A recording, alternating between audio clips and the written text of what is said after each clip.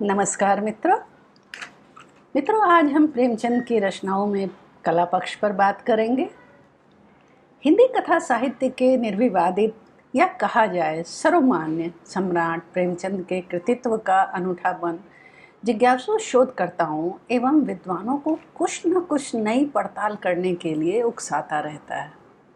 समय और समाज का यह लेखक कितनी सूक्ष्म दृष्टि रखता है और कितने बारीक औजारों का इस्तेमाल कर किसी विषय की शल्य चिकित्सा करता है, यह स्वयं में हैरान करने वाला है। कहानी एवं उपन्यास साहित्य के सम्राट को उनके पुत्र अमृत राय ने कलम का सिपाही कहा, जो भाव स्तर पर अक्षरशः सत्य है। तत्कालीन भारतीय समाज के विविध पहलुओं, राजनीतिक, अंतःबाह्य, सामाजिक, मानसिक, आर्थिक, शैक्षिक, लिंग, वर्ण, वर्गगत भेद और मान्यताएं, पीड़ा और उन्मूलन, भाग्य और कर्म, अनाचार के प्रति मूक स्वीकृति और विरोध व विद्रोह आदि आदि को उनकी कहानियों और उपन्यासों के माध्यम से जानना समझना सरल सुगम हो जाता है। निर्णय अनिर्णय के बीच सांस लेते अनगिनत सरोकार जो मानव जीवन और समाज को प्रभावित करते हैं, प्रेमचंद के लेखन का विषय है। अब जरा रुककर सोचें कि कहानी क्या है। महज कहन की एक प्रक्रिया जिसे समय और घटनाओं की चोटी में गूंथ कर सुनाया जाता रहा, और कहन की यह प्रक्रिया धीरे धीरे प्रक्रिया बन लोक कथाओं, आख्यायिकाओं के रूप में सामने आने लगी। समाज अपने पूर्वजों और प्रकृति के संबंध, समूह और समाज के बारे में जानकारी इसी रोचक माध्यम से जानने, समझने और आगे बढ़ाने लगा, जिसमें समय समय पर संदेश और उपदेश भी जुड़ते गए और कहन मौखिकी रूप से विस्तार पाता गया। किसी अंग्रेज विद्वान ने कहा है कि कहानी परंपरा से संबद्ध महत्वपूर्ण घटनाओं का क्रम है जो किसी परिणाम तक पहुंचता है। इस मत के प्रति स्वीकृति भाव रखते हुए यहाँ पंडित भगवती प्रसाद वाजपेयी के मत का उल्लेख करना जरूरी जान पड़ता है। वाजपेयी जी के अनुसार छोटी कहानी जीवन के किसी अंग किंवा अवस्था का चित्रण है, जिसके द्वारा एक ही प्रभाव या एक ही संवेदना की उत्पत्ति होती है। तो हम यह मानकर चलें कि कहानी दादी, नानी या बड़े बूढ़ों द्वारा अपने पुरखों के बारे में या सकल प्रकृति, सकल सृष्टि के बारे में, जीव जंतु, प्रकृति और मानवों के सुमिलित जीवन के बारे में रोचकता से सुनाने की प्रक्रिया का नवीनतम रूप है, जिसे पहले पद्य बाद में गद्य रूप प्राप्त हुआ। कहन यानी किसी बात को कहने की कला कहानी को श्रोताओं, कालांतर में पाठकों के लिए विशिष्ट बनाती है। डॉक्टर रामस्वरूप चतुर्वेदी जी के अनुसार कविता के क्षेत्र में गीत और गद्य के क्षेत्र में कहानी मानवीय सभ्यता की आद्य अभिव्यक्ति के माध्यम कहे जा सकते हैं। ये भाषा के आरंभिक आविष्कार हैं। भाषा ने गद्य का रूप पहले कहानी में धारण किया होगा।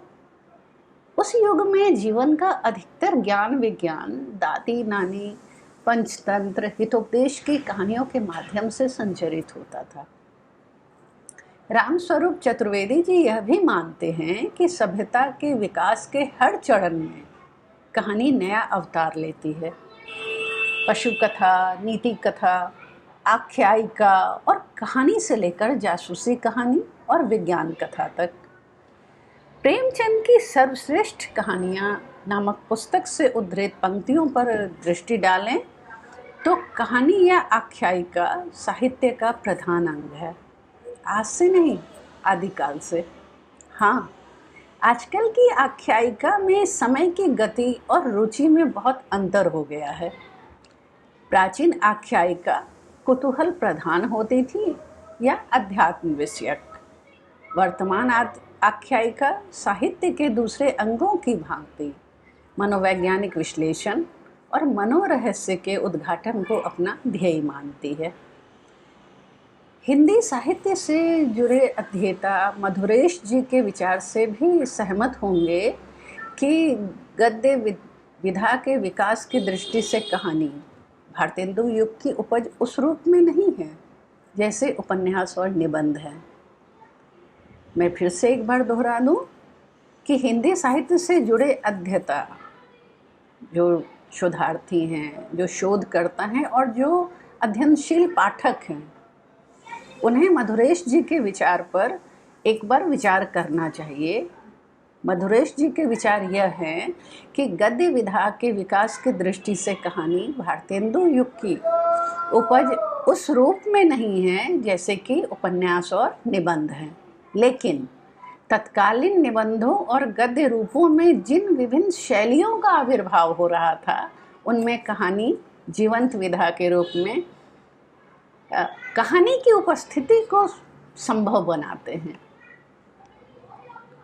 अध्येतागण, शोधकर्तागण इस बात से भी सहमत होंगे कि 1900 ईस्वी में सरस्वती के संपादन का दायित्व संभालने के बाद आचार्य महावीर प्रसाद द्विवेदी ने हिंदी कहानी को गद्य विधा का रूप देने की कोशिश की और साथ ही लेखकों को कहानी लिखने के लिए प्रेरित किया। इसके फलस्वरूप माधवराव सप्रे की कहानी एक टोकरी भर मिट्टी सन 1901 में प्रकाशित हुई। भगवान दास की कहानी प्लेग की चुड़ैल सन 1902 में प्रकाशित हुई। आचार्य रामचंद्र शुक्ल जी की कहानी 11 वर्ष का समय सन 1903 में प्रकाशित हुई। बंग महिला राजेंद्र बाला घोष की दुलाई वाली 1907 और इसी तरह क्रम से कई कहानियाँ कहानी का स्वरूप तय करने में अपनी अपनी भूमिका निभा रही थीं। फिर भी कुछ खालीपन था, कहीं कुछ छुटा हुआ सा, कुछ अधूरापन, जिसे कि भरा प्रेमचंद ने। उन्होंने इस विधा को और इसके ही विकसित रूप उपन्यास विधा को साहित्यिक एवं कलात्मक प्रौढ़ता प्रदान करने में अतुल योगदान दिया है। जैसा कि मित्रों पिछले अध्याय में उल्लेख भी किया गया है कि प्रेमचंद ने 302 कहानियाँ एवं उर्दू हिंदी मिलाकर 25 से 33 उपन्यास लिखे। उनकी अप्रकाशित रचनाओं की खोज अब भी जारी है और इस क्षेत्र में जहाँ तक कि मेरी नज़र जा सकी, डॉक्टर कमल किशोर गोयनका ने महत्वपूर्ण भूमिका अदा की है। मानसरोवर के 11 खंडों में उपलब्ध ये कहानियाँ प्रेमचंद की रचना विकास यात्रा को चिन्हित करती है। मधुरेश मानते हैं और हमें भी इस बात से गुरेज नहीं कि प्रेमचंद की 300, मधुरेश जी ने 300 कहानियों का जिक्र किया है, जो कि अब 302 की संख्या पर है, कि 300 कहानियों में से लगभग 50 कहानियाँ तो ऐसी होंगी जो हिंदी में अपना अमर स्थान पा चुकी हैं। मधुरेश जी यह भी मानते हैं कि प्रेमचंद ने सोजे वतन से कहानी को जातीय एवं राष्ट्रीय सवालों से जोड़ने की जिस परंपरा का सूत्रपात किया था, उसका ही सुविकसित रूप हमें उनकी आहुति, जुलूस, समर यात्रा और सत्याग्रह आदि कहानियों में दिखाई देता है।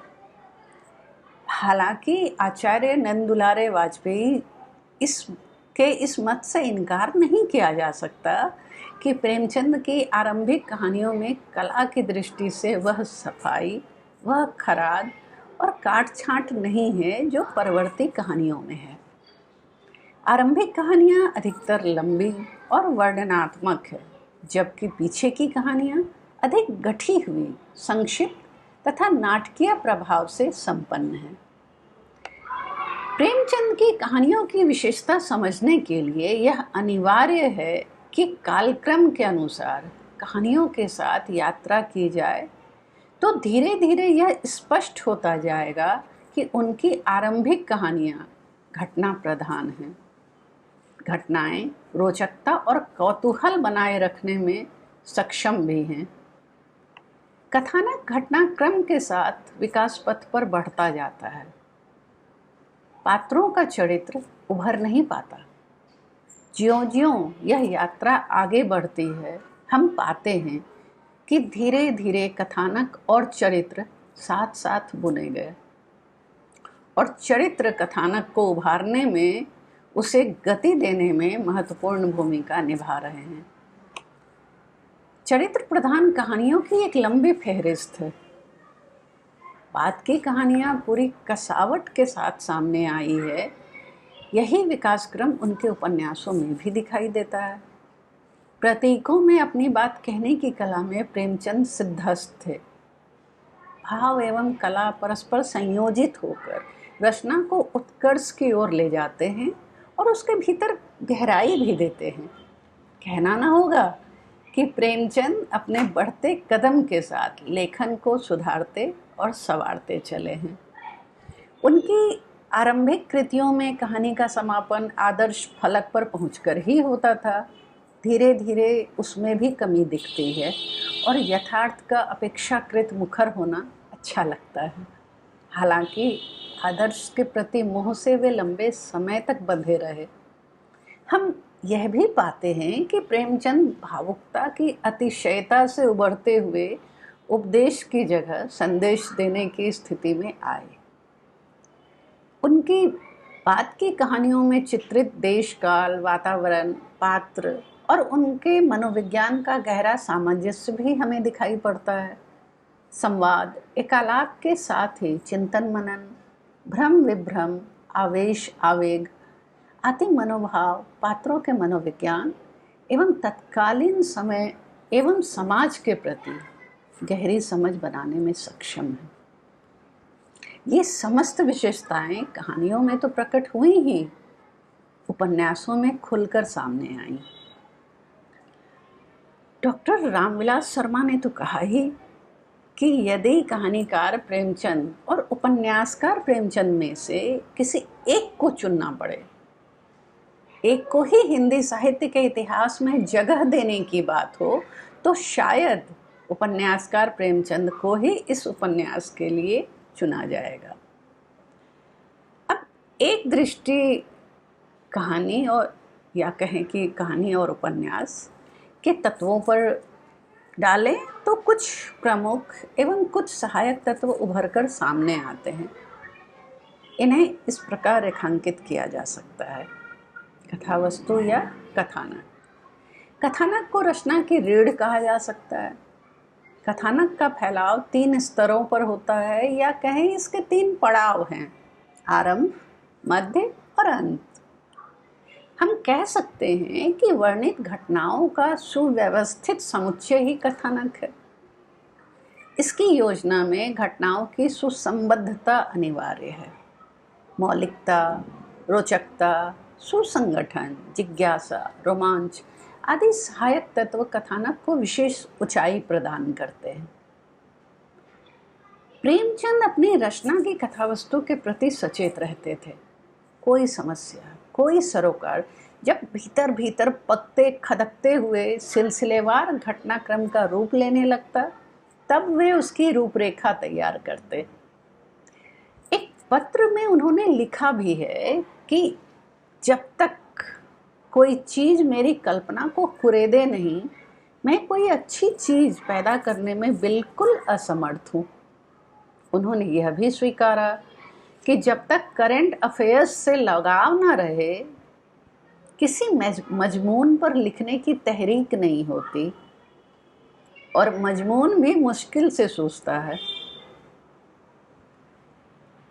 डॉक्टर रामचंद्र तिवारी का मानना है कि उनकी कहानियों का चित्रपट विशाल है। उनकी कहानियों में ग्रामीण जीवन का यथार्थ चित्रण सर्वाधिक सजीव हुआ है। गांधीवादी जीवन दर्शन से लेखक सर्वाधिक प्रभावित हैं और समर यात्रा संग्रह की कहानियां तो प्रायः गांधीवादी आंदोलन का जीता जागता इतिहास बन गई हैं। प्रेमचंद की कहानियों में सांप्रदायिक मनोवृत्तियों का स्पर्श तक नहीं है।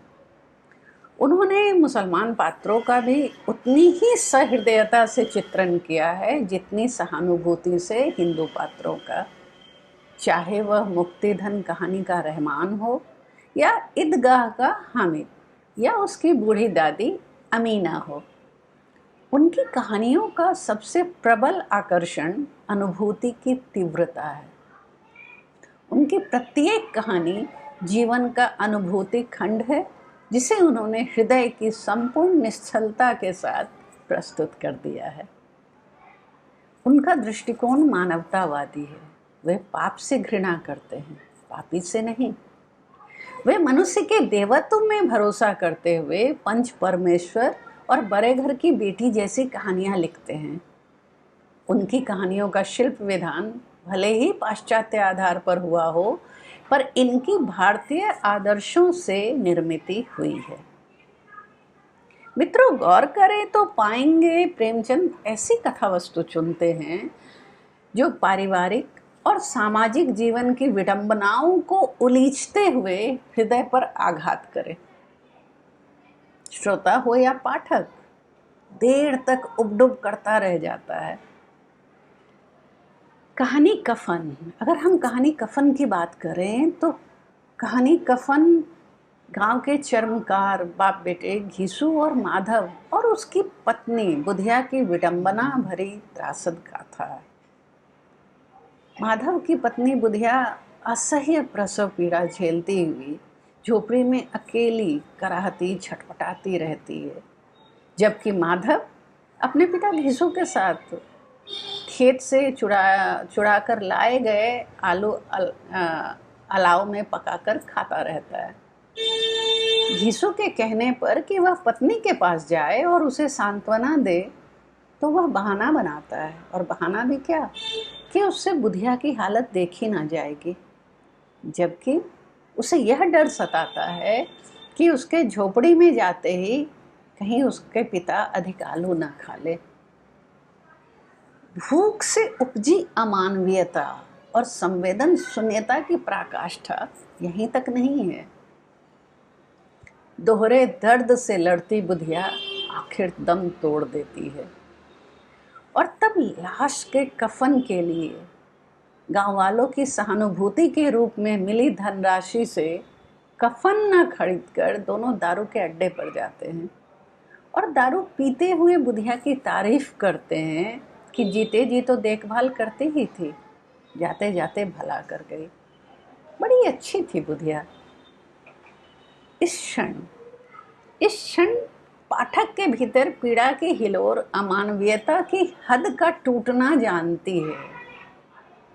मन शून्य में टंगा रह जाता है, अबुझ सा कुछ, शब्द नहीं सूझते, मानो संवेदना भोथरी हो गई हो।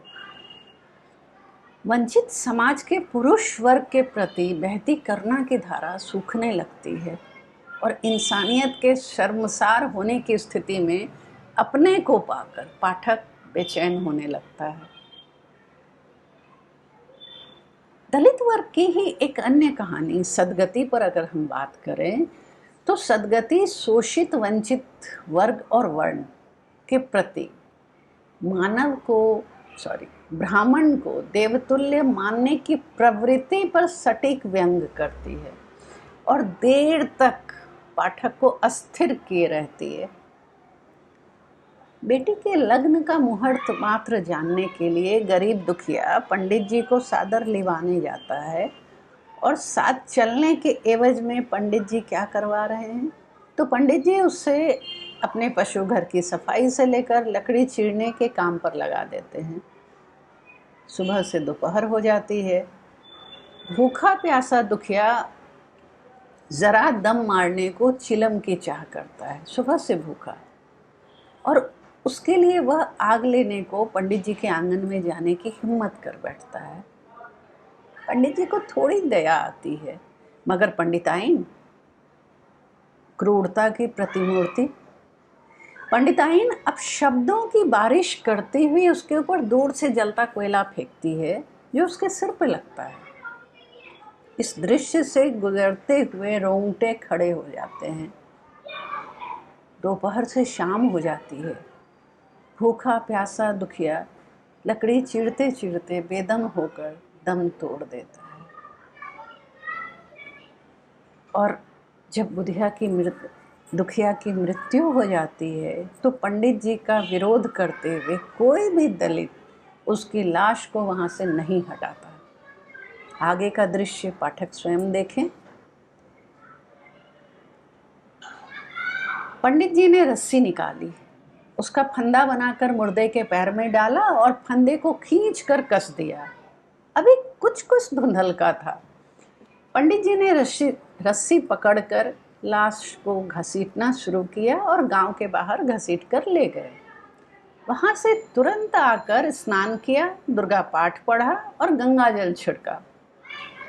उधर दुखी की लाश खेत में गीदड़ और गिद्ध, कुत्ते और कौवे नोच रहे थे। यही जीवन पर्यंत भक्ति, सेवा और निष्ठा का पुरस्कार था। ये कहानी का समापन है। अब पाठक को अंधेरे में धकेलते हुए फिर से एक अबूझ की स्थिति में डाल देता है।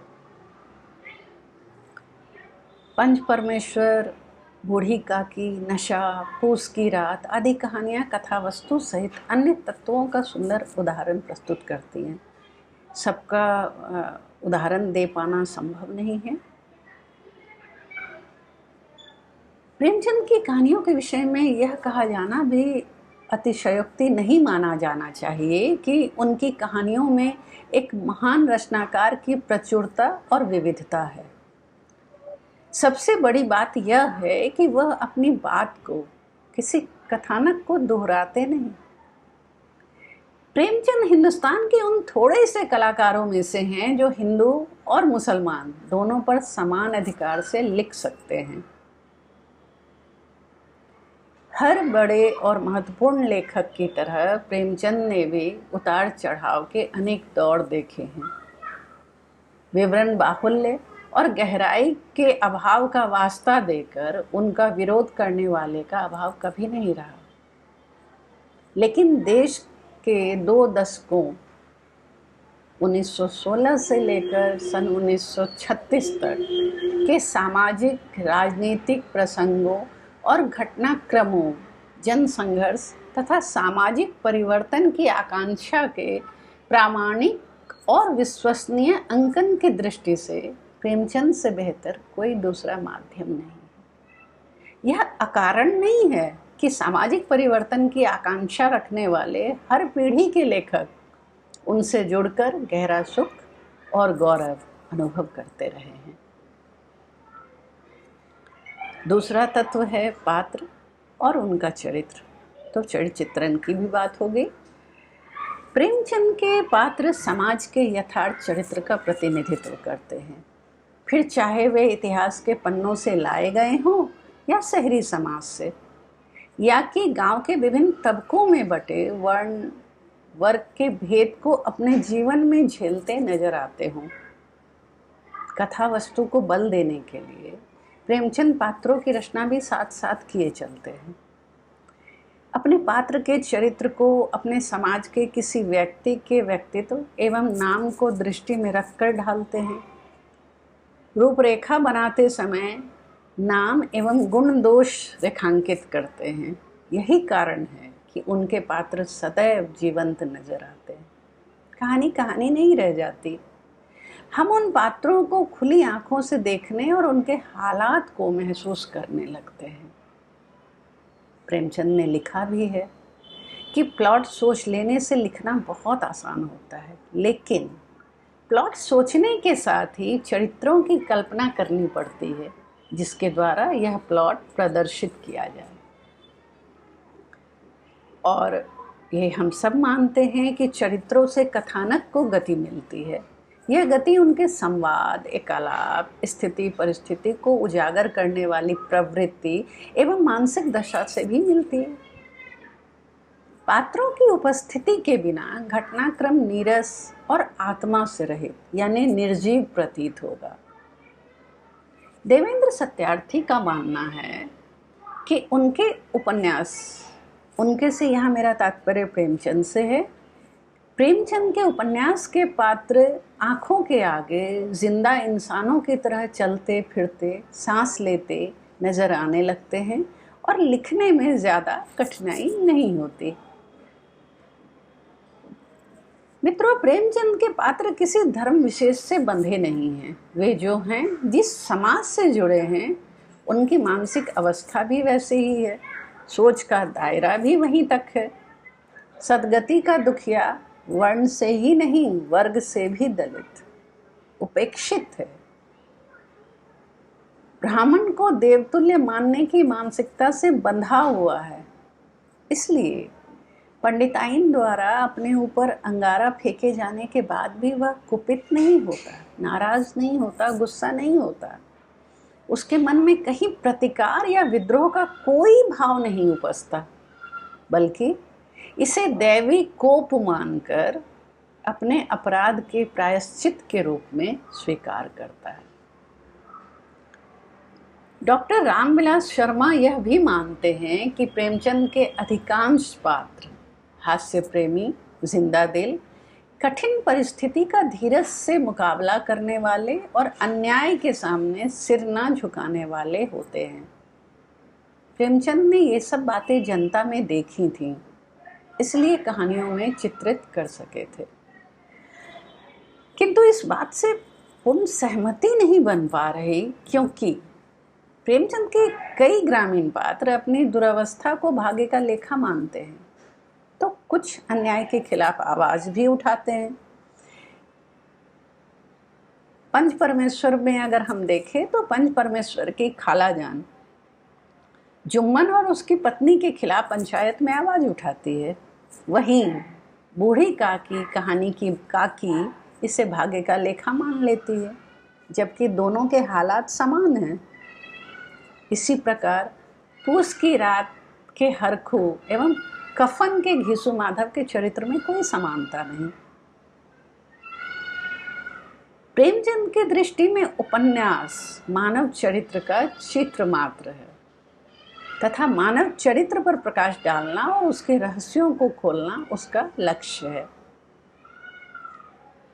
डॉक्टर गोयनका के अनुसार प्रेमचंद ऐसे पात्र चुनते हैं जो परिवार और समाज में जीते हैं और अपने मन एवं संसार के साथ युद्ध करते हैं। प्रेमचंद की कुछ कहानियाँ, जैसे कि राजा हरदौल, रानी सारंधा, विक्रमादित्य का तेगा, आल्हा, शतरंज के खिलाड़ी, ऐतिहासिक पात्रों के चरित्र पर आधारित ये कहानियाँ अर्थात चरित्र प्रधान कहानियाँ हैं। वहीं वर्तमान में जीते जागते पात्र तत्कालीन समय और समाज का कच्चा चिट्ठा है। इन पात्रों के मनोविज्ञान पर हम आगे बात करेंगे। तीसरा तत्व है संवाद। पात्रों के चरित्र और देश काल वातावरण को स्पष्ट करने में संवाद की महती भूमिका होती है। कर्मभूमि में तलाक के विषय पर सुखदा और नैना का संवाद, सवर्णों के मंदिर में दलितों के प्रवेश को लेकर शांति कुमार का दलितों फिर सवर्ण समाज से संवाद, पंच परमेश्वर में अलगू चौधरी और खालाजान का संवाद, दो बैलों की कथा में हीरा और मोती का संवाद तथा हीरा और गधे का संवाद अलग अलग समय और परिस्थितियों को ही नहीं, उनके चारित्रिक गुणों को भी रेखांकित करता है। दो बैलों की कथा से संवाद की वानगी देखें। हीरा कहता है, तुम दोनों भाग क्यों नहीं जाते? एक गधा, जो कहीं फिर पकड़ लिए जाएं तो? हीरा, तो क्या हरज है, अभी तो भागने का अवसर है। गधा, हमें तो डर लगता है, हम यहीं पड़े रहेंगे। चरित्र स्पष्ट हो जाता है इन चंद संवाद से। इसी तरह हीरा और मोती के परस्पर संवाद की वानगी देखें। जानवरों की या पक्षियों की अपनी भाषा होती है, लेकिन लेखक ने इसे मूक भाषा कहा है, कि हीरा ने मूक भाषा में कहा। हीरा ने मूक भाषा में कहा, भागना व्यर्थ है। मोती ने उत्तर दिया, तुम्हारी तो इसने जान ही ले ली थी, अब की बड़ी मार पड़ेगी। हीरा, पढ़ने दो, बैल का जन्म लिया है तो मार से कब तक बचेंगे। मोती कहता है, कहो तो दिखा दूं कुछ मजा में भी, लाठी लेकर आ रहा है। हीरा समझाता है, नहीं भाई, खड़े हो जाओ। मोती गुस्सैल है, मुझे मारेगा तो मैं भी एक दो को गिरा दूंगा। फिर हीरा समझाता है, नहीं, हमारी जाति का यह धर्म नहीं है, हमारी जाति का यह धर्म नहीं है। हीरा मोती का यह संवाद मित्रों देश के स्वाधीनता आंदोलन के दोनों रूपों की ओर हमारा ध्यान खींचता है। अहिंसा और हिंसा पर आधारित आंदोलन। हीरा नरम दल तो मोती गरम दल का प्रतिनिधित्व करता नजर आता है, और यह स्पष्ट करता हुआ भी कि दोनों का ध्येय गुलामी से मुक्ति पाना है। इसी प्रकार रणभूमि के नायक सूरदास का नायक राम एवं बजरंगी से संवाद देश के आंतरिक स्थितियों का खुलासा करता है, साथ ही कहानी की दिशा का भी पता बताता चलता है। वानगी देखें, सूरदास नायक राम से कहता है, तुमने मेरी जमीन साहब को दे दी। नायक राम, मैंने क्यों दी, मुझे वास्ता। सूरदास कहता है, मैं तो तुम्ही को सब कुछ समझता था और तुम्हारे बल पर कूदता था, पर आज तुमने भी साथ छोड़ दिया। अच्छी बात है, मेरी भूल थी कि तुम्हारे बल पर फूला हुआ था, यह उसी की सजा है। अब न्याय के बल पर लड़ूंगा, भगवान का ही भरोसा करूंगा।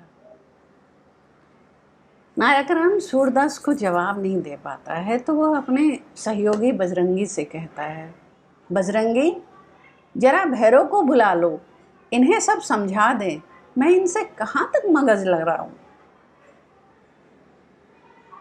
बजरंगी आता है। अब बजरंगी समझाना शुरू करता है। बजरंगी कहता है, जब कारखाने से सबका फायदा है तो हम साहब से क्यों लड़े। सूरदास, तुम्हें विश्वास हो गया कि सबका फायदा होगा। बजरंगी, हाँ हो गया, मानने लायक बात होती है तो मानी जाती है। सूरदास को आश्चर्य होता है, कहता है, कल तो तुम लोग जमीन के पीछे जान देने को तैयार थे, मुझ पर संदेह कर रहे थे कि मैंने साहब से मेल कर लिया है, आज साहब के एक ही चकमे में पानी हो गए। बजरंगी, अब तक किसी ने ये बातें इतनी सफाई से ना समझाई थी।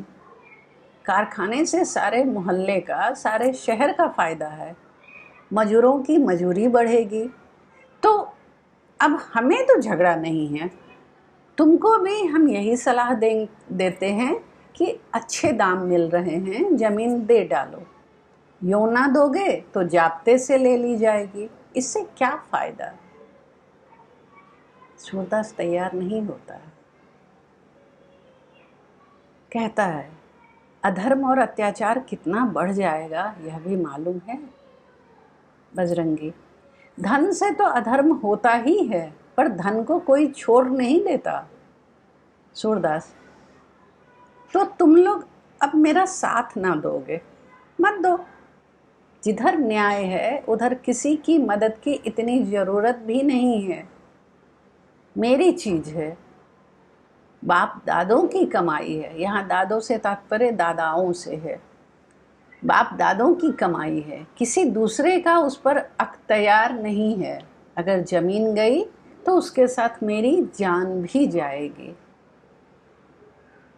संवाद का प्रभाव और उसकी महत्ता उदाहरण के तौर पर दिए गए संवादों से स्वयं सिद्ध है। और आप जरा सा ध्यान दें तो देश की स्थिति उस समय जो थी, जिस तरह राजा और जमींदार अंग्रेजों के साथ मिलकर बाकी पर जुल्म कर रहे थे। कहीं तंबाकू उगाने की बात होती थी, कहीं नील उगाने की बात होती थी, और भी तरह तमाम बातें। तो भारतीय समाज को देखना है तो प्रेमचंद की कहानी और प्रेमचंद का उपन्यास पूरा दर्शन करवा देगा। अगला तत्व हम देखें, देशकाल और वातावरण। जैसा कि अभी अभी मैंने कहा कि प्रेमचंद की कहानियाँ हों या उपन्यास, कथानक में देशकाल, वातावरण, पात्रों के संवाद या एकालाप, चिंतन या नेपथ्य से स्पष्ट होता चलता है। कहानी जातिगत समस्याओं की है या स्वाधीनता संग्राम से संबद्ध, या संबंध के झीने तहों में धसती बहती, सब स्पष्ट होता चलता है। यहाँ कुछ अलग ढंग की कहानी, मोटर के छींटे की कुछ पंक्तियाँ देखते हैं वानगी के तौर पर। रात खूब वर्षा हुई थी, सड़क पर जगह जगह पानी जमा था। मैं अपने विचारों में मगन चला जाता था कि एक मोटर छप छप करती हुई निकल गई। इसी प्रकार कैदी कहानी की पंक्तियाँ बतौर वानगी देखें। संध्या काल था, पश्चिम के क्षितिज पर दिन की चिता जलकर ठंडी हो रही थी और रोमनाथ के विशाल भवन में हेलेन की अर्थी को ले जाने की तैयारियां हो रही थी। मित्रों, एक और बात, संवाद के माध्यम से देशकाल वातावरण का सुंदर चित्रण प्रेमचंद की खूबी रही है। शुद्रा कहानी में इसकी वानगी हम देख सकते हैं। सघन अंधकार छाया हुआ था, ऊपर काला आकाश और नीचे काला जल।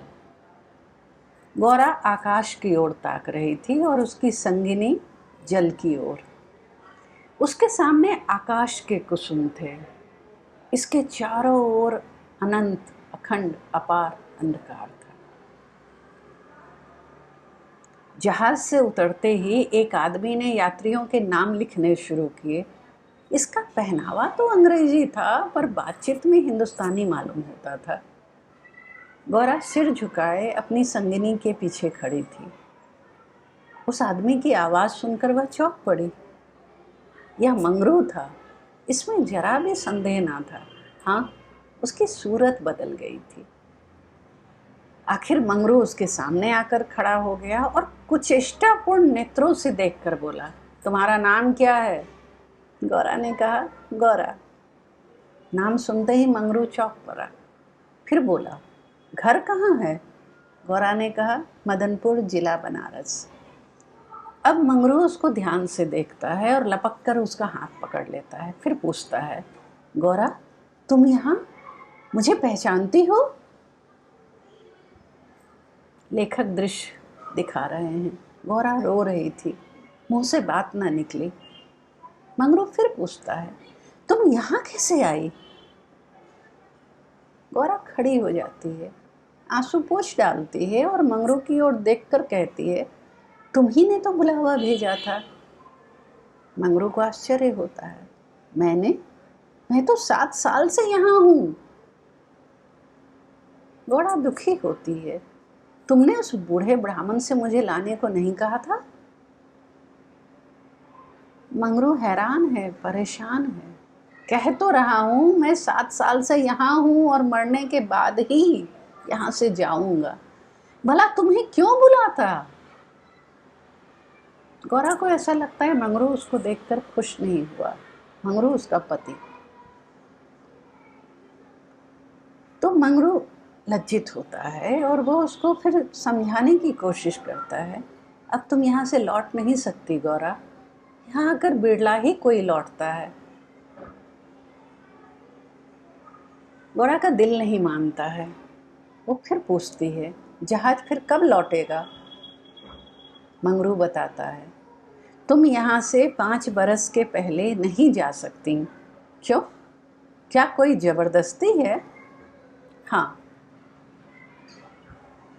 यहाँ का यही हुक्म है। चूँकि गौरा के मन में यह बात आ गई है कि मंगरू ने उसको नहीं बुलाया है तो वह उस पर बोझ नहीं बनेगी, तो वह कहती है तो फिर मैं अलग मजूरी करके अपना पेट पालूंगी। मंगरू फिर समझाता है, मैं तुम्हें भार नहीं समझता गौरा, लेकिन यह जगह तुम जैसी देवियों के रहने लायक नहीं है, नहीं तो अब तक मैंने तुम्हें कब का बुला लिया होता। वही बूढ़ा आदमी जिसने तुम्हें बहकाया मुझे घर से आते समय पटने में मिल गया और झांसे देकर मुझे यहाँ भर्ती कर दिया, तब से यहीं पड़ा हूँ। हम लौट चलें 150 साल पहले, उससे भी कुछ और पहले, तो सारा नज़ारा, सारा दृश्य, सारी कहानी स्पष्ट हो जाएगी। इस उदाहरण से अंग्रेज़ों के लिए काम कर रहे लालची भारतीय एजेंटों द्वारा बहला फुसलाकर संविदा के आधार पर 5 वर्ष के लिए बंधक बनाकर 7 समंदर पार अलग अलग टापुओं पर भेजे निरक्षर गरीब भारतीय मजदूरों, जिनकी संतानें आज भारतवंशी कहला रही हैं, उनकी स्थिति, परिस्थिति एवं समय का सहज अनुमान लग जाता है। और हम सब जानते हैं कि 19वीं सदी से लेकर 20वीं सदी के आरंभ तक यह प्रक्रिया तेज रही।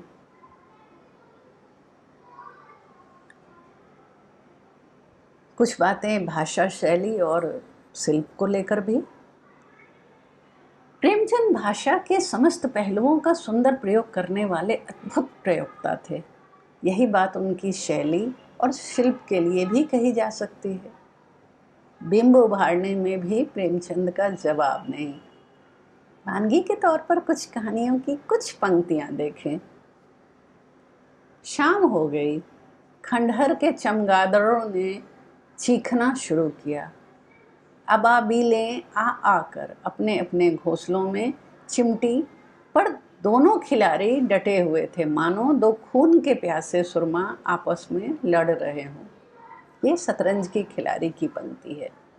इसी तरह 2 बैलों की कथा की पंक्ति देखें। दोनों ने मूक भाषा में सलाह की, एक दूसरे को कनखियों से देखा और लेट गए। जब गांव में सोता पड़ गया, यानी गांव सो गया, तो दोनों जोर मारकर पगहे तुड़ा और घर की तरफ चले। इसमें तो कोई संदेह नहीं कि प्रेमचंद की रचना भाषा में उर्दू की रवानी, व्यवहारिक जीवन का प्रवाह, ग्राम्य जीवन की अभिव्यंजना तथा स्वयं उनके व्यक्तित्व की सरलता के दर्शन एक साथ होते हैं। उनकी भाषा में हिंदी की जातीय विशिष्टता देखी जा सकती है। उसमें इतने सुंदर ढंग से मूर्त कर देती है कि सूक्ष्म, अति सूक्ष्म वस्तु सौंदर्य साकार हो उठता है।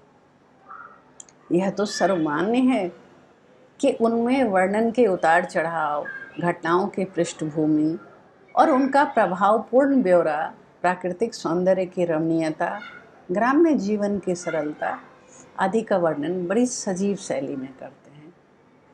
उनकी काफ़ी कहानियाँ ऐसी हैं जिनमें ग्रामीण कथाओं का रस और उनकी शैली अपनाई गई है। आमतौर पर उनकी कहानियों में जो ठेठपन है, पाठक के हृदय में अपनी बात को उतार देने की जो ताकत है, वह उन्होंने हिंदुस्तान के अक्षय ग्रामीण कथा भांडार से सीखी। विद्वानों के और विचार हम देखते हैं।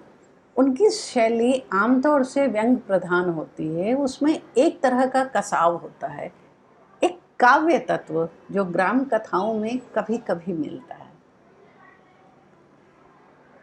जैसा कि हम सब ने पहले जाना कि प्रेमचंद की कुछ कहानियों का बाद में हिंदीकरण किया गया।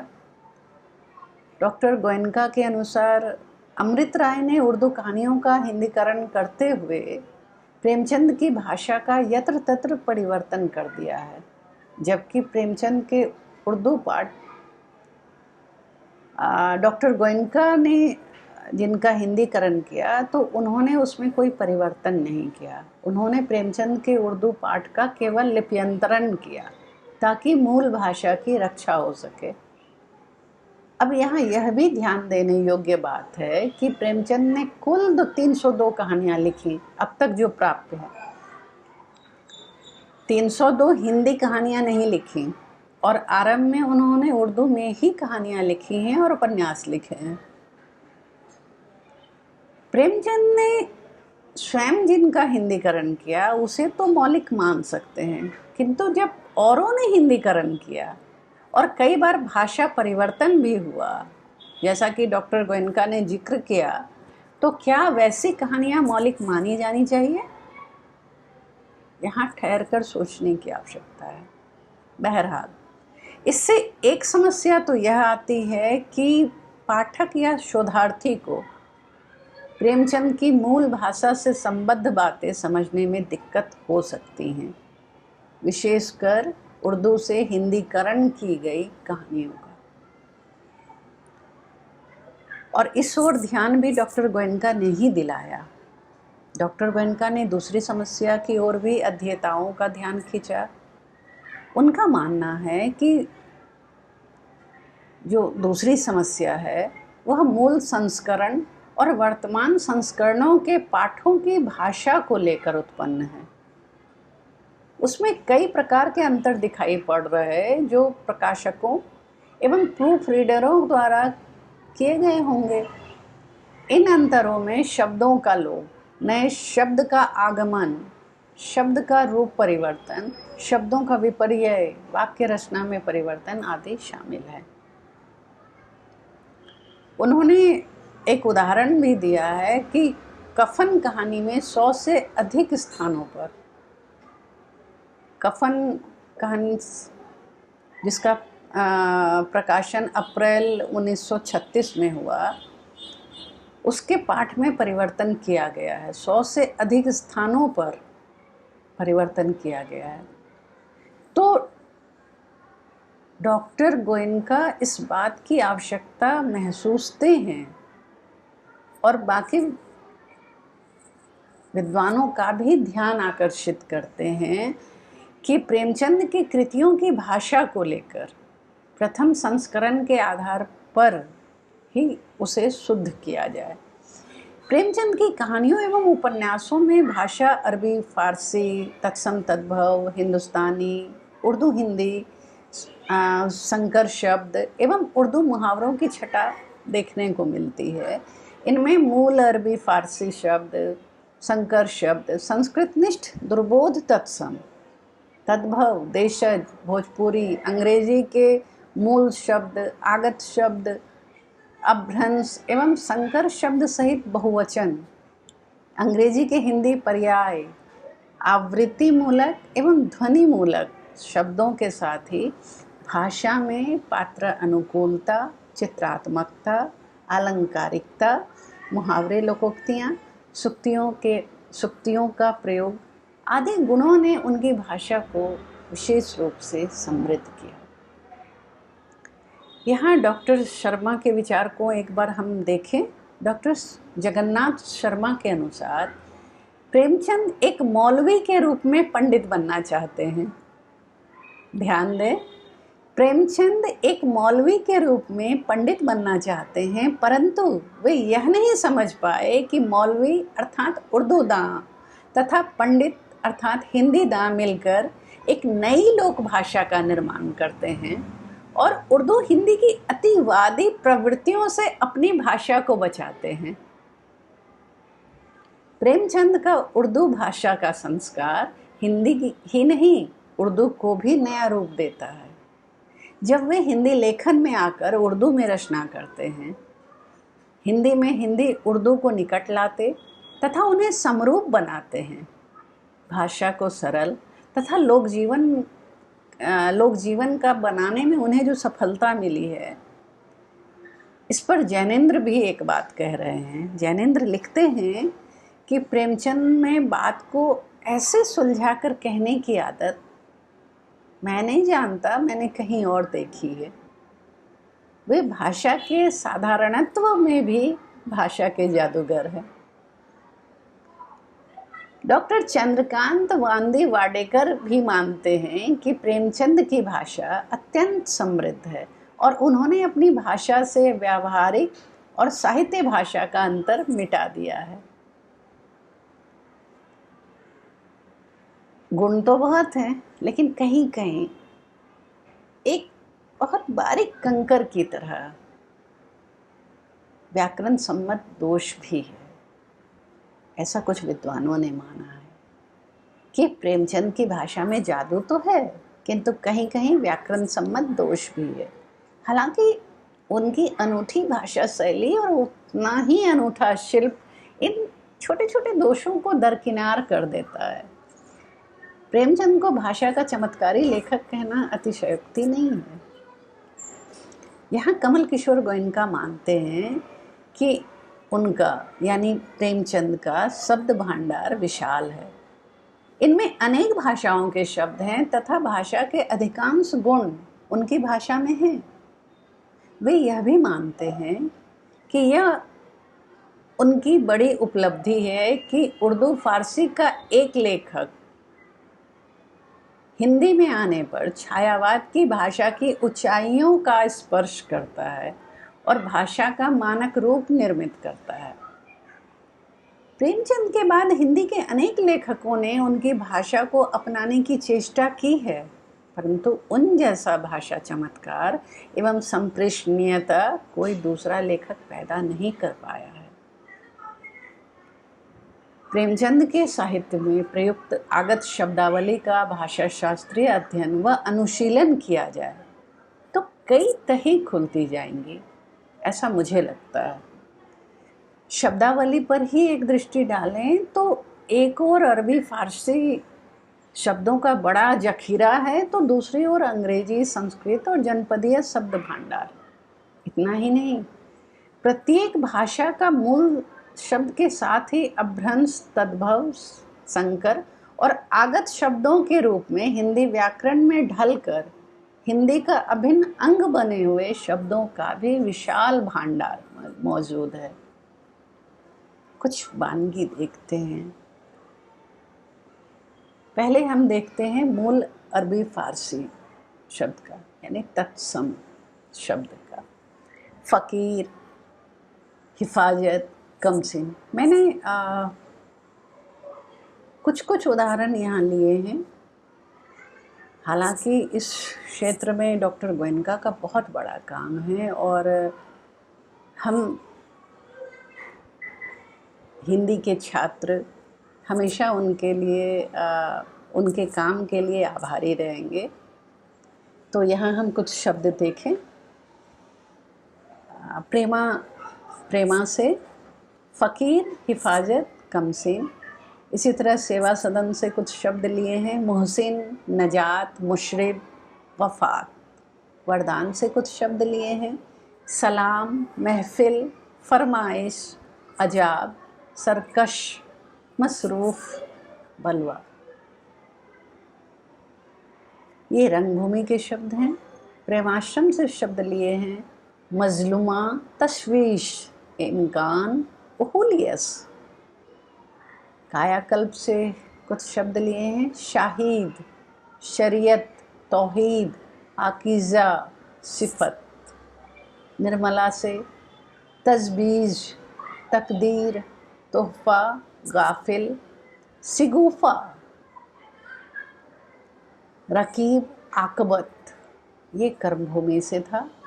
गोदान से मुजाहिम, बज़्म, फरियाद, मातबर। इसी तरह आगे हमने अलग अलग उपन्यासों से कुछ शब्द उठाए हैं। मैं यहाँ क्रमशः पढ़ती जाती हूँ। अरबी फारसी का अपभ्रंश रूप मैं मिलाकर पढ़ रही हूँ इसको। अकबाल, रिश्वत, पेशकार, बखत, इनकार, तस्वीर, फजूल, मजूरी, इल्ज़ाम, हजम, गुजारस, रोजीना, सिरदार। ये शब्द प्रेमाश्रम, कायाकल्प, गबन और कर्मभूमि से बतौर उदाहरण लिए गए।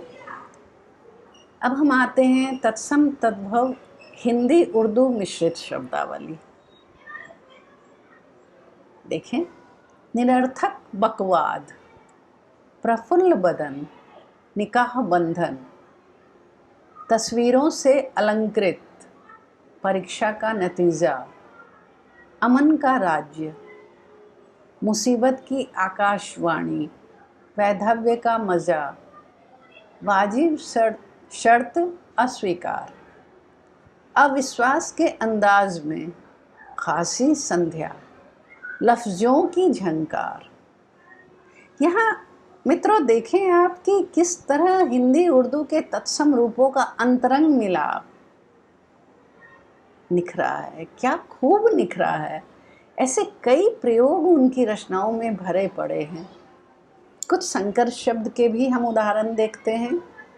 बेसुरे, बेढंग, बेफटा, बेडौल, बेचैन, धोखेबाज, बेभाव, बेसमझ, शिरनामा, बेजोर, बेहाथ, बेरुखी, बेतुकी, बेसिंग, बेताल, बेघर, बेसिर, भाईजान, बेढब, बेदिली, बेपरवाही, बेखटके, बेसंतान, जुर्मानालय, टुकड़े खोर, जहरवाद, बेमुँह, बेपूंजी। प्रेमचंद उर्दू मुहावरों का हिंदी में सुंदर प्रयोग करने के साथ ही हिंदी वाक्यों को उर्दू का जामा पहनाए प्रतीत होते हैं। तत्सम शब्दों का निखार भी तो कम नहीं। हालांकि कहीं कहीं इन शब्दों ने भाषा को बोझिल कर दिया है। एक उदाहरण देखते हैं। कुछ शब्द वरदान से वैभवान्वित, शर्करा, वेतनोक्ति, ज्वरांश, ये ऐसे कुछ शब्द हैं, किंतु अधिकांश तत्सम हिंदी के साथ घुल मिलकर एक रस होकर शोभा को बढ़ाने का ही काम किया है अधिकांश शब्दों ने। विशेषण के रूप में इसकी वानगी देखें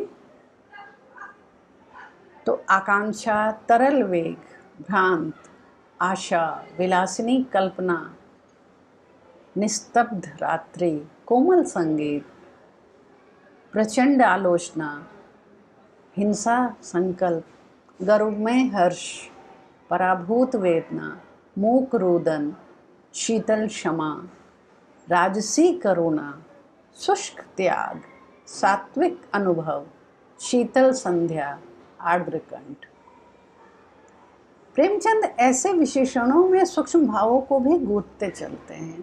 डॉक्टर गोयनका के अनुसार फारसी उर्दू के संस्कारी लेखक का छायावादी भाषा की कुछ प्रवृत्तियों को अपनी भाषा का अंग बना लेना भाषा के इतिहास में एक बड़ी घटना है। इनके साहित्य में संस्कृत तत्सम शब्द, अपभ्रंश, तद्भव, भोजपुरी, ब्रज तथा अन्य स्थानीय बोलियों के शब्द उसी प्रकार घुले मिले हैं जिस प्रकार संत कवियों की वाणी में हमने पाया है। अंग्रेजी अपने मूल स्वरूप के साथ ही अपभ्रंश तथा तद्भव रूप में भी मौजूद है। कैलाश चंद्र भाटिया मानते हैं कि प्रेमचंद ने लगभग 500 अंग्रेजी शब्दों का प्रयोग किया है। प्रेमचंद को अंग्रेजी भाषा का ज्ञान रहा है और वे अपनी रचनाओं की रूपरेखा अंग्रेजी में बनाते रहे हैं। उन्होंने उन्हीं अंग्रेजी शब्दों का प्रायः प्रयोग किया है जो शिक्षित अशिक्षित समाज के अंग बन चुके हैं और इससे हम नकार नहीं सकते। अब अंग्रेजी के मूल शब्द देखें, जिसे अंग्रेजी का तत्सम डॉक्टर गोयनका कहते हैं तत्सम। Nature, private, career, mister, speech, commissioner, barrister, lamp, cricket match, fielder, warrant, clerk, club, chairman, income tax, industry, economics, cottage, currency, gallery, majority, civilian, socialist, mission policy, T party, notice, memory, delirium, geometry, professor, meeting, leader, proud lady, tennis, shirt, charge, character, standard, home member, theory, democracy, banker. अब अंग्रेजी अपभ्रंश देखें कि कैसे अंग्रेजी हिंदी में अपना चोला बदलती है। जेहल, डाकदर, स्पिट्टर, कमीशन, रपट, फैर, बंक, पिसिन।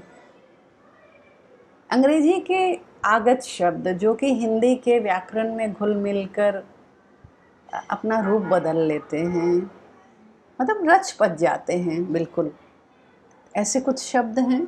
मेंबरी, मेंबर से मेंबरी, प्रोफेसरी, रजिस्टरी, डॉक्टरी, कलेक्टरी, रेलवई, लीडरी, बेंचें। और सबसे खूबसूरत रूप, खूबसूरत तो सारे शब्द हैं, संकर शब्द भी ध्यान आकर्षित करते हैं हमारा। रेलगाड़ी हम रोज बोलते हैं लेकिन हमने कभी ध्यान नहीं दिया इस पर। क्लब घर, जेल खाने, मास्टर साहब, डिप्टी साहब, कौंसिल भवन, रजिस्ट्री चिट्ठी, जिला मजिस्ट्रेट, बूटदार, जनाने वार्ड, बमगोला, शक्कर मिल, जेल खाना। ऐसे मिले हुए हैं कि हमारा ध्यान ही नहीं जाता उस तरफ कि ये दो भाषाओं का खूबसूरत मिलन है। इसी तरह अंग्रेजी शब्दों का हिंदी व्याकरण के अनुरूप ढला हुआ बहुवचन प्रयोग देखते हैं।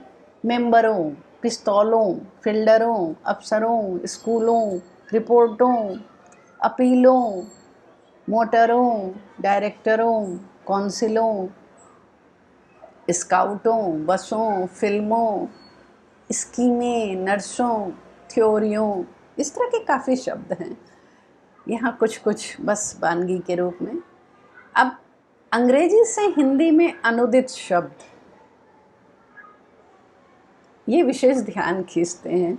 जैसे साइकिल की जगह पैर गाड़ी, क्रिकेट बैट की जगह थापी, हॉस्टल को छात्रालय, इनकम टैक्स आमदनी का टैक्स, गजट राजपत्र, बल्ब दीपक, गोल्डन ड्रीम, स्वर्ण स्वप्न।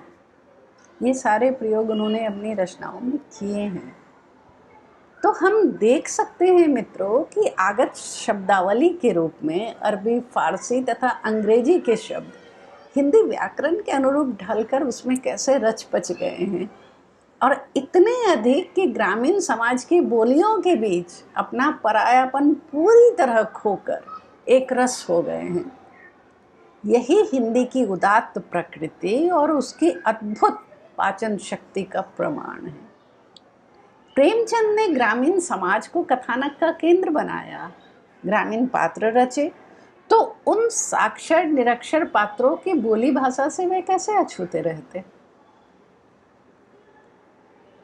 अब उनकी रचनाओं में अलंकार और चित्रात्मकता की भी कुछ झलक हम देख लें तो प्रेमचंद की कहानियों में कुछ कम किंतु उपन्यासों में अलंकारों का सुंदर प्रयोग दिख पड़ता है। उनकी भाषा में चित्रात्मकता का अनूठापन समृद्धि के साथ मौजूद है। गद्य में उपमा, उत्प्रेक्षा, अनुप्रास का खुला प्रयोग न केवल चकित करता है बल्कि अपने अनूठेपन को भी प्रमाणित करता है। उपमान उन्होंने दोनों तरह के लिए, पौराणिक भी और समसामयिक भी। और उपमा व रूपक के प्रयोग में तो वे सिद्धस्थ रचनाकार कहे जा सकते हैं। रूपक अलंकार का एक उदाहरण देखें। सेवा ही वह सीमेंट है जो दंपति को जीवन पर्यंत स्नेह और साहचर्य से जोड़े रखता है। यह गोदान का है, पृष्ठ 167 पर है। यहाँ अंग्रेजी उपमान सीमेंट से वाक्य और निखर गया। इसी तरह उत्प्रेक्षा का एक दो उदाहरण है यहाँ। हरखो सूखे मिर्च की तरह पिचका हुआ। वहीं पृष्ठ 253 पर और गबन से एक उदाहरण देखते हैं हम पृष्ठ 211 पर। रमा सड़क पर आया तो उसका साहस हिम की भांति पिघलने लगा। अब प्रेमचंद की जादूगरी यहीं खत्म नहीं होती, आगे भी चलती है। भाषा के जादूगर प्रेमचंद के पात्रों के संवादों, देश काल, वातावरण के विवेचनों में मुहावरों, सूक्तियों का भी हमें सुंदर प्रयोग देखने को मिलता है जो भाषा को जीवंत बनाती हैं। वानगी देखें, रंगभूमि पृष्ठ 93 पर है, प्रेम अभय का मंत्र है। इसी तरह एक और 114 पर 100 मंत्रों का एक मंत्र हिम्मत है। मित्रों, ऐसा लगता है जैसे प्रेमचंद भाषा के साथ खेल रहे हों और वे भाषा के साथ इस तरह खेलते हैं कि कहीं भी किसी भी भाषा के प्रति परायेपन का बोध शेष नहीं रहता। जैसा कि मैंने पहले भी चर्चा की कि ये गुण मध्यकालीन संत कवियों की वाणियों तथा अन्य रचनाओं में सहज उपलब्ध हैं, किंतु गद्य विधा में प्रेमचंद से पूर्व ऐसे प्रयोग ना के बराबर हुए हैं। इनकी रचना भाषा की विशेषता ही यही है कि अरबी फारसी हो या अंग्रेजी या संस्कृत, और तो और बोली के ही शब्द क्यों ना हो, सब एक ही थैली के चट्टे बट्टे नजर आते हैं। भाषा के प्रति प्रेम और हिंदी की ग्राहिका शक्ति का निरालापन संत कवियों के बाद प्रेमचंद कथा साहित्य में मिलता है। अन्य में जो कुछ उपलब्ध भी है तो उनके बाद। वानगी के तौर पर हम बोली के कुछ शब्द देखते हैं यहाँ, देशज शब्द भी। पिट्टस, मुरकुस, बम्बूक, खजबजा, बिसुरा, माहुर, गलचौर, पिटौवल, निहोरा, लग्गा, डोइनी, लड़कोरी, पच्चड़, नकवा, चंडूल, गोरखा, चिमड़ा, चुटैल, गपड़ गौत, बौखल, कर्री, कौतल, चपड़ गट्टू, घोघा बसंत, टिकौना, जाकड़, भरबंड, डापलुड़ा, औंगी, चोचार, टिक्कड़। अब इनमें से कुछ शब्द सिर्फ उत्तर प्रदेश में बोले जाते हैं ऐसा नहीं है, ये बिहार में भी आपको इसका प्रयोग मिल जाएगा। तो भोजपुरी के साथ साथ आसपास की जो बोलियां हैं उन वहाँ भी इनका चलन है और प्रेमचंद ने सबको समेटा है। अब कुछ आवृत्ति मूलक शब्द देखें हम।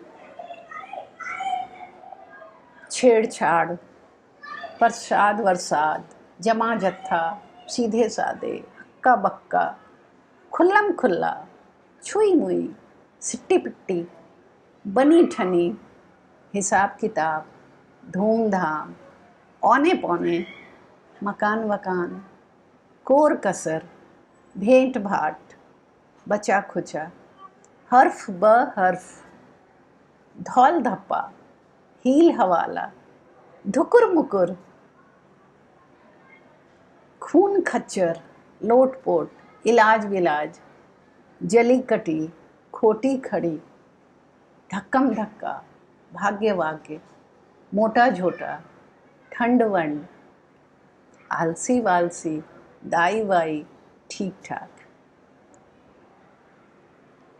सिर्फ भोजपुर प्रदेश में ही नहीं, सिर्फ भोजपुरी इलाके में नहीं, अंग महाजनपद में भी इन बोलियों को आप साधारण बोलचाल में सुन सकते हैं। तो आम जनजीवन में प्रेमचंद कितने गहरे तक थे और उनकी पड़ताल कितनी गहरी थी, इसका हम अनुमान लगा सकते हैं। कुछ ध्वनि मूलक शब्द हैं, खें खें, टुटुर, टक टक, सन सन, भक भक, हू, छन छन, छू छू, फाई फाई, घो घो, पो पो, थक थक। ऐसे ध्वनिमूलक शब्द कहाँ मिलते हैं? एक साथ इतनी खूबियाँ, और वाक्य विन्यास में तो प्रेमचंद का जवाब ही नहीं। छोटे बड़े वाक्य अपने भीतर कथा की भूमि, देश काल, वातावरण, पात्रों के चरित्र एवं कथानक की दशा दिशा स्पष्ट किए चलते हैं। कायाकल्प का एक उदाहरण देखें हम, बहुत खूबसूरत उदाहरण है।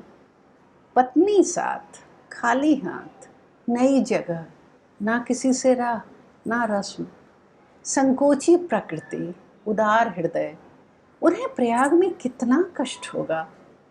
ये कायाकल्प से है, पृष्ठ 212 पर। हालांकि जैसा कि मैंने पहले चर्चा की कि कुछ विद्वानों को उनकी आरंभिक कृतियों में भाषा शास्त्रीय दोष मिले, लेकिन डॉक्टर गोयनका के अनुसार उनकी वाक्य रचना में संज्ञा, सर्वनाम, विशेषण, क्रिया, कारक, लिंग, वचन, संधि आदि में कई प्रकार के दोष मिलते हैं, जिनके मूल में उनका उर्दू संस्कार, हिंदी व्याकरण की प्रकृति को पूर्णतः ना समझ पाना तथा अपनी भाषा को लोक भाषा के निकट रखने की प्रवृत्ति रही है। और डॉक्टर गोयनका के विचार से मेरी निजी सहमति है। शेष विद्वानों द्वारा जो त्रुटियां पाई गई उसमें से कुछ झलक मैं आपको झलकियां दिखाती हूँ। अप्रचलित एवं असंगत प्रयोग के अंतर्गत सर्वनाम, ये वरदान पृष्ठ 64 पर है। वे तो सच्चे दिल से मेरा प्रेम करे। इसी तरह कायाकल्प में एक वाक्य है, आप में अमानुषीय शक्ति है। यहाँ अमानुषीय से लेखक ने अर्थ लिया है अलौकिक का, तो उस दृष्टिकोण से ये उचित जान नहीं पड़ता। क्रिया मंगलाचरण पृष्ठ 325 पर, क्रिया में जो दोष नजर आया, बिल्लों ने आकर सुखई से हुक्म लगाया। लिंग का एक दोष उदाहरण के रूप में, प्रतिज्ञा पृष्ठ 30 पर, उसके कमरे में फर्श थी। वचन की भी गड़बड़ी यहाँ एक उदाहरण के रूप में, गबन पृष्ठ 214 पर, सिर पर केश था। एक उपमान वरदान पृष्ठ 74 से, ना जाने उस पुष्प ऐसे सिर पर कितने ओले पड़े। और क्रिया विशेषण प्रेमाश्रम पृष्ठ 102 से, झेपते हुए बजरे पर जा बैठे। अब यहाँ शब्द सही जगह पे ना होने के कारण वाक्य ने अर्थ ही बदल दिया। झेपते हुए बजरे पर जा बैठे। इसी तरह असंगत शब्द और है, प्रतिज्ञा पृष्ठ 124 से उद्धृत है, बाबू दीनानाथ के स्वभाव में माध्यम ना था। क्रियालोप का भी एक उदाहरण है, हालांकि इसके पहले के वाक्य के हिसाब से इसे देखा जाए तो फिर वह दोष नहीं नजर आता, लेकिन क्रियालोप है। गोदान पृष्ठ 144 पर, साधारण जनता के लिए साफ सुथरी जमीन, थी है का प्रयोग नहीं किया गया है। मित्रों, हम सभी महसूस करते हैं, और जैसा कि गोयनका जी ने रेखांकित भी किया है, कि प्रेमचंद अपने हिंदीतर भाषा संस्कारों के साथ हिंदी में प्रवेश करते हैं और अनेक भाषागत कमजोरियों के बावजूद निरंतर सीखते हुए आगे बढ़ते हैं और हिंदी भाषा का एक लोकोन्मुखी मानक रूप तैयार करने में सफल होते हैं। डॉक्टर गोयनका के शोध के अनुसार आचार्य महावीर प्रसाद द्विवेदी तथा शिवपूजन सहाय ने उनकी हिंदी भाषा का संस्कार किया था और प्रेमचंद ने उनके प्रति कृतज्ञता प्रकट की थी। कथा सम्राट और उपन्यास सम्राट प्रेमचंद के शब्द भंडार की व्यापकता का सहज अनुमान लगाया जा सकता है। अभी आपके सामने मैंने जो भी पढ़ा वह वानगी के तौर पर था। कुछ उदाहरण। आगत शब्दावलियों के विविध रूपों को जिस कौशल के साथ उन्होंने रचना में अनुस्यूत किया, पिरोया और देखा जाए तो गद्य के क्षेत्र में भाषा के स्तर पर आगाज किया, उनके अनूठे प्रयोग से निश्चित तौर पर हिंदी की पाचन शक्ति बढ़ी है। भाषिक सौंदर्य की झलक हमें पात्रों के संवाद, एकालाप, चिंतन और अन्य मनोभावों में भी मिलते हैं। एक सेकंड।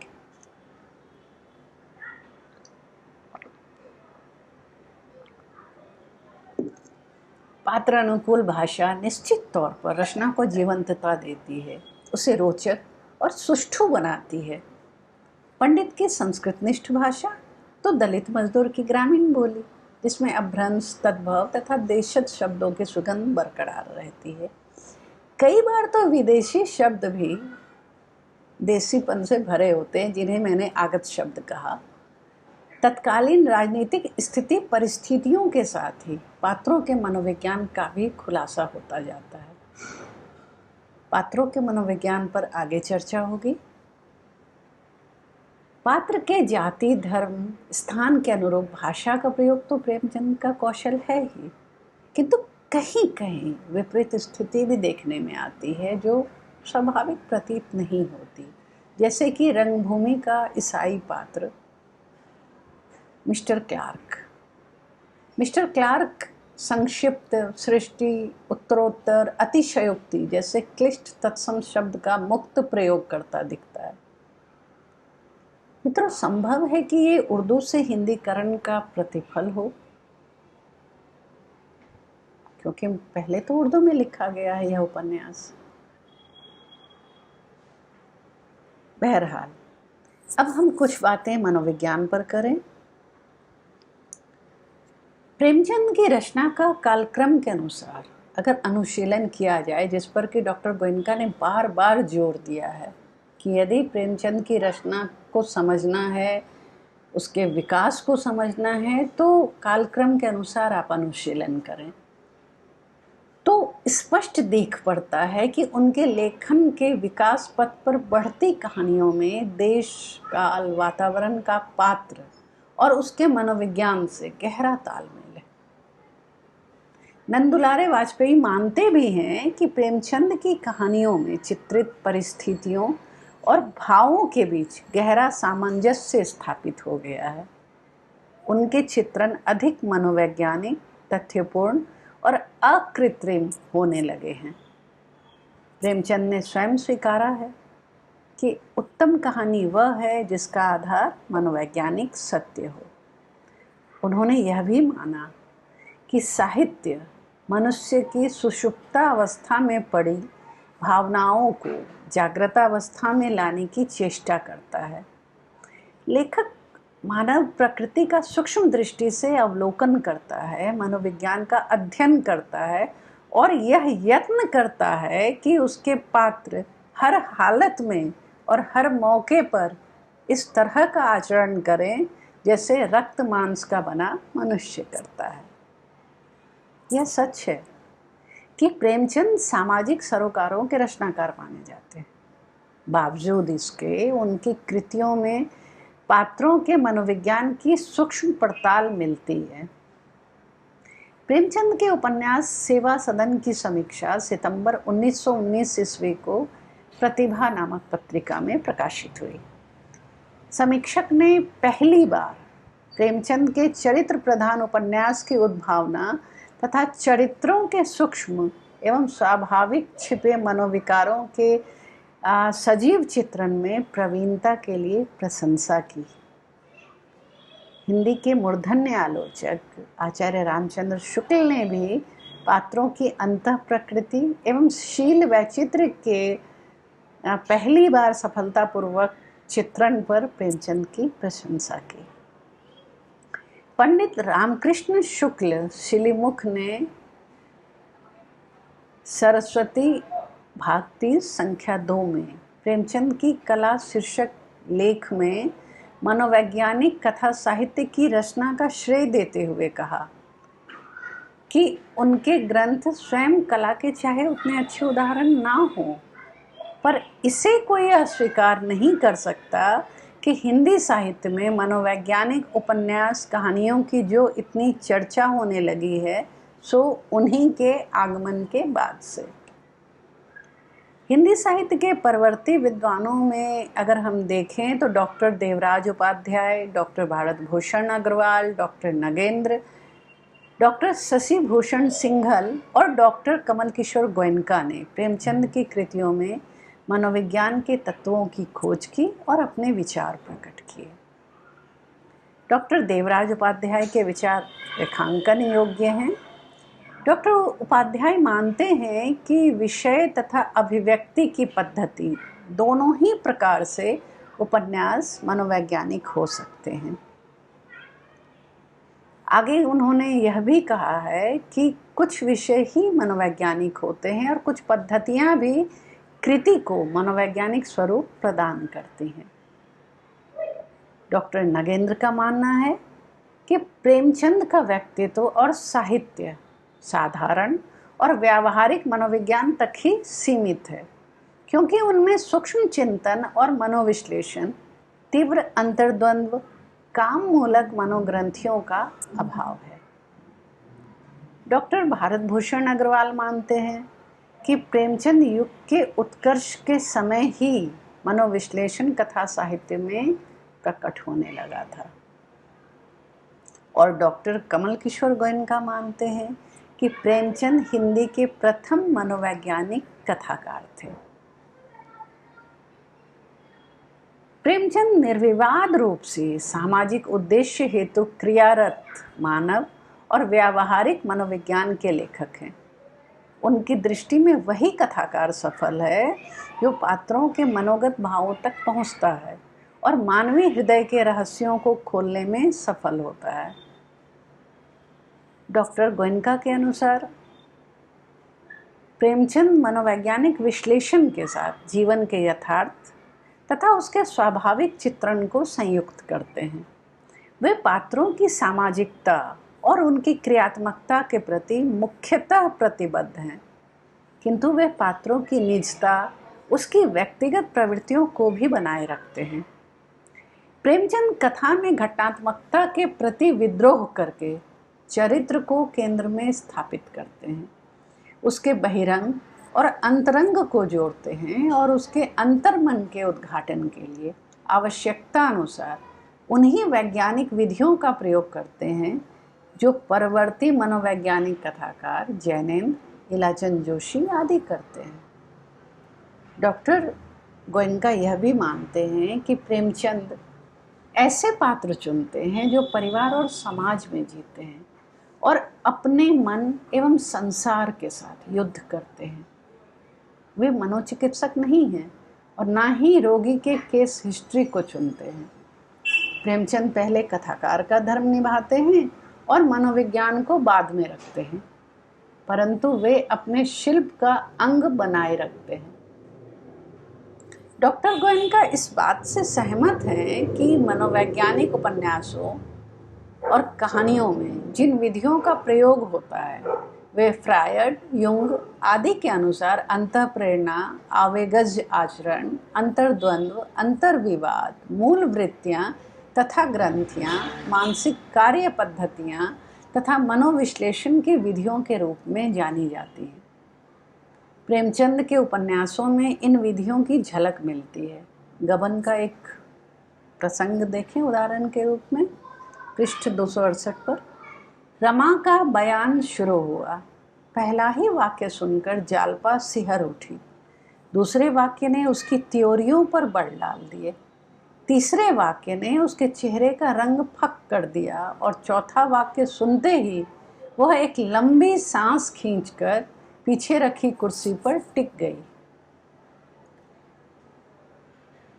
गबन के इस प्रसंग की तुलना इलाचंद्र जोशी के उपन्यास प्रेत और छाया से करते हुए डॉक्टर कमल किशोर गोयनका कहते हैं कि प्रेत और छाया की नंदनी का ऐसा ही चित्रण हुआ है। प्रेत और छाया के पृष्ठ 191 पर। ऐसा ही एक प्रसंग कर्मभूमि में भी देखने को मिलता है। पठानीन जब सकीना को अमरकांत के आगोश में देखती है तो क्या होता है, उसका सूखा पिचका हुआ मुंह तमतमा उठा, सारी झुर्रियाँ, सारी सिकुड़नें जैसे भीतर की गर्मी तन उठी, गली बुझी आंखें जैसे जल उठी। आप देखें मनोविज्ञान का प्रयोग, कर्मभूमि पृष्ठ 128 पर।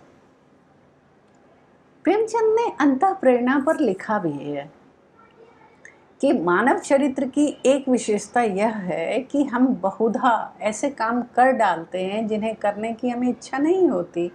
कोई गुप्त प्रेरणा हमें इच्छा के विरुद्ध ले जाती है। यह रंगभूमि के पृष्ठ 426 पर है। डॉक्टर गोयनका मानते हैं कि उनकी यह गुप्त प्रेरणा ही मनोविज्ञान में अंतः प्रेरणा है। रंगभूमि में भैरव जब सूर पर मुकदमा चलाता है तो जगधर सूर की सहायता करता है, और ऐसा वह सूर के प्रति भक्ति के कारण या श्रद्धा के कारण नहीं करता। भैरव चूंकि जगधर चूंकि भैरव से ईर्ष्या रखता है, ईर्ष्या भाव रखता है, इसलिए वह सूर की मदद कर रहा है। इसी तरह गोदान में होरी गाय को घर के भीतर बांधने का निर्णय लेता है। उसके बावजूद अंतः प्रेरणा से प्रेरित होकर वह गाय को बाहर खूंटे से बांधता है ताकि गांव वाले जान सके कि यह होरी महतो का घर है जिसके पास गाय है। इसी तरह एक उदाहरण हम देखते हैं प्रेमा में। अमृत राय जाति सेवा का प्रण लेते हुए प्रेमा की तस्वीर को टुकड़े टुकड़े में कर देता है, लेकिन फिर उन टुकड़ों को सीने से लगा लेता है। और इसी तरह पूर्णा मानसिक उद्वेलन से घिरी है, कहती है ना, मुझसे ना होगा। अगर यही व्यवहार उनका बढ़ता गया तो मेरे लिए सिवाय जान देने के और कोई उपाय नहीं है। मैं जरूर जहर खा लूँगी। नहीं नहीं, मैं भी कैसी पागल हो गई हूँ। क्या वे कोई ऐसे वैसे आदमी हैं? अब यहाँ देखिए, फ्रायड मानते हैं कि प्रत्येक मनुष्य में जीवन वृत्ति और मरण वृत्ति क्रियाशील होती है, और इन्हीं के अंतर्गत प्रेम, काम, अहंकार, भय आदि भाव आते हैं। अतः उपन्यास या कहानी का कोई भी पात्र इन मूल वृत्तियों से रहित नहीं हो सकता। अब प्रेमचंद के उपन्यासों में एक दृष्टि डालें तो प्रेमा उपन्यास में अमृत राय और प्रेमा में काम भावना दिखती है, जबकि पूर्णा में भय, वरदान में प्रताप में प्रबल काम भावना, जिसे दबाने की वह कोशिश करता है लेकिन असफल हो जाता है और स्वयं को रोक नहीं पाता, तो रात को ही विरजन से मिलने चल पड़ता है। सेवा सदन में कृष्णचंद में अहंकार भी है, भय भी है और कुंठा भी है। प्रेमाश्रम में ज्ञान शंकर मरण वृत्ति और गायत्री अहंकार और अतृप्त काम भाव से ग्रसित है। इसी तरह गबन में रमानाथ काम भाव, अहंकार भाव, अहम भाव, भय और आत्महीनता के भाव से ग्रसित है। गोदान में होरी की प्रवृत्ति को देखें तो आत्म प्रदर्शन भी है और ठीक इसके विपरीत मनोभाव आत्मगोपन की भी है। डॉक्टर गोयनका के अनुसार प्रेमचंद ने पात्रों में मानसिक कार्य पद्धतियों के प्रयोग से पात्रों के चेतन अचेतन के क्रियाओं का भी उद्घाटन किया है। वे पात्रों के क्रियाकलापों, व्यवहार आदि में निर्देशन, विस्थापन, आरोपण, तार्किकीकरण, क्षतिपूर्ति, अद्भुत कल्पना, रूपांतर तथा उदात्तीकरण आदि मानसिक कार्य पद्धतियों का प्रयोग करके उन्हें तर्कसंगत बनाते हैं। ये प्रवृत्तियां उनके अधिकांश उपन्यासों में मिलती है, जैसे कि वरदान में विस्थापन और उदात्तीकरण, सेवा सदन में विस्थापन, निर्देशन एवं उदात्तीकरण, गबन में निर्देशन, आरोपण, क्षतिपूर्ति, विस्थापन, विच्छेदन। तो गोदान में उदात्तीकरण, आरोपण, तर्काभास, निर्देशन आदि मानसिक कार्य पद्धतियों का प्रयोग हुआ है। डॉक्टर गोयनका ने प्रेमचंद की कृतियों में इनका उदाहरण भी दिया है। जैसे कर्मभूमि में अमरकांत सकीना के प्रेम में असफल होने के बाद किसानों की सेवा का व्रत लेता है। यहाँ विस्थापन मानसिक कार्य पद्धति सक्रिय है। इसी तरह रंगभूमि में विनय सोफिया को वश में करने के लिए भीलनी के कहने पर मंत्र तंत्र का प्रयोग करता है। यह निर्देशन है। प्रेमचंद के कृतित्व को साहित्य समाज के समक्ष विभिन्न मापदंडों पर कसते हुए लाने के क्रम में डॉक्टर कमल किशोर गोयनका की खोज कितनी गहरी रही होगी, इसका सहज अनुमान लगाया जा सकता है। वे बताते हैं कि मनोविज्ञान के कथाकार मन के प्रेरकों एवं रहस्यों का उद्घाटन करने के लिए मनोविश्लेषण की कई प्रणालियों का प्रयोग करते हैं। ये प्रणालियाँ या विधियाँ हैं स्वप्न विश्लेषण, प्रत्यावलोकन विश्लेषण, शब्द सह स्मृति परीक्षा, सम्मोहन विश्लेषण, मुक्त असंग, बाधकता विश्लेषण आदि। जैसे कि सेवा सदन में कंगन शब्द सुनते ही सदन की ग्रंथि उसके भाव मुद्राओं से प्रकट होती है। गोदान में हुरी अंतिम समय में इसी मानसिकता से गुजरता है। उसके मन में बैठी गाय की लालसा उसकी आंखों में साकार हो उठती है। वानगी देखें पृष्ठ 364 पर। तुम आ गए गोबर, मैंने मंगल के लिए गाय ले ली है, वह खड़ी है, देखो। गाय है नहीं। कायाकल्प। इस उपन्यास में 3 पात्रों के भिन्न भिन्न स्वप्न रेखांकित हैं। मनोरमा का स्वप्न उसके मन में प्रेम और धन के द्वंद्व से जुड़ा है। अहिल्या का स्वप्न उसकी पूर्व मानसिक स्थिति से, जबकि चक्रधर का स्वप्न उसकी अपराध ग्रंथि को प्रभावशाली रूप में प्रकट कर रहा है। इसे आप पृष्ठ 158, 221 और 347 पर देख सकते हैं। डॉक्टर गोयनका मानते हैं कि प्रेमचंद अपने कथा साहित्य में उन्हीं मनोवैज्ञानिक विधियों का उपयोग करते हैं जिन्हें मनोविज्ञान शास्त्र में मानव मन के रहस्यों को खोलने के लिए आवश्यक माना गया है, तथा हिंदी में मनोवैज्ञानिक उपन्यासकारों एवं कहानीकारों ने प्रयोग किया है। अब कुछ बातें उद्देश्य को लेकर। प्रेमचंद की कहानियाँ केवल मनोरंजन के उद्देश्य से नहीं लिखी गईं। ये हम सब महसूसते हैं जब हम उनकी कहानियों से गुजरते हैं। उन सभी में कोई ना कोई सुझाव, जीवन के प्रति एक नया दृष्टिकोण मिलता है। यह उनकी खूबी है कि वह ऐसा चित्र खींचते हैं कि कहानी में उपदेशकों का रूखापन नहीं आ पाता। उनके चित्र बड़े ही सजीव होते हैं, मानो घटना आँखों के सामने घटित हो रही हो और प्रेमचंद उसको नोट करते जाते हों। वैचारिकता की दृष्टि से उनकी कहानियाँ यदि सामाजिक सौदेश्यता, सांप्रदायिक सद्भाव, जातीय एकता और राष्ट्रीय चेतना के प्रसार के लिए एक उदाहरण का काम देती हैं, तो वहीं कुछ कहानियाँ ऐसी अवश्य मिल जाती हैं जो उनके सारे प्रगतिशील चिंतन पर प्रश्न चिन्ह लगा देती और उनके लेखन की मूलधारा से एकदम अलग थलग पड़ जाती हैं। हालांकि ये पहले की कहानियाँ हैं। उनकी ऐसी कहानियों में मठ, मूठ, नागपूजा और भूत आदि उनके उपन्यास कायाकल्प की ही भांति पारलौकिकता में उनके विश्वास का संकेत छोड़ती दिखाई पड़ती हैं। इन सबसे बड़े जो मूल उद्देश्य दिखाई देता है वह है रचना के माध्यम से भारतीय समाज सहित वैश्विक समाज के सामयिक सच को यथासंभव उजागर करते हुए जनमानस को झकझोरना तथा सत्य और अहिंसा मार्ग पर चलते हुए मुक्ति की राह ढूंढ निकालना, चाहे वह मुक्ति कुरीतियों, कुप्रथाओं से हो या वर्गगत वर्णगत फैलाए गए दुष्चक्रों से या कि आंतरिक एवं बाह्य उपनिवेशवाद से।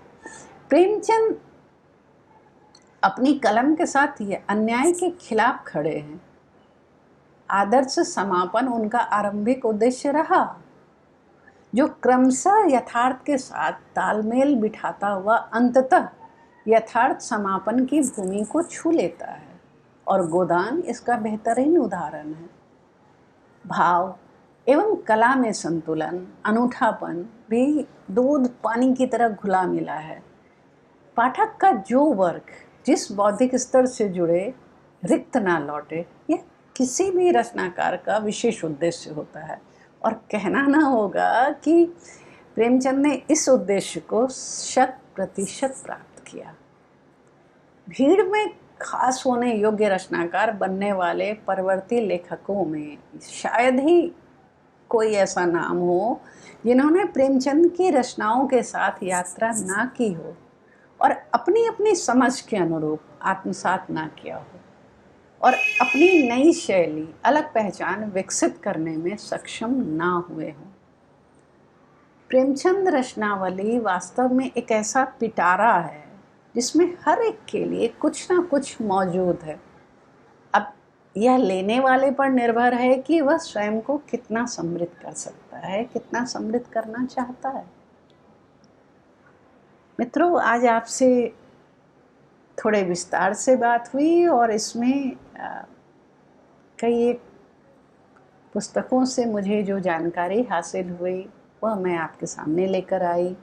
इसमें हिंदी गद्य विन्यास और विकास, प्रेमचंद की सर्वश्रेष्ठ कहानियाँ, हिंदी कहानी का विकास, प्रेमचंद और उनका युग, प्रेमचंद साहित्यिक विवेचन, पत्रकोश, प्रेमचंद चिट्ठी पत्री, हिंदी का गद्य साहित्य, हिंदी कहानी का विकास, कला के हस्ताक्षर, भारतीय साहित्य के निर्माता और प्रेमचंद की तमाम रचनाएं,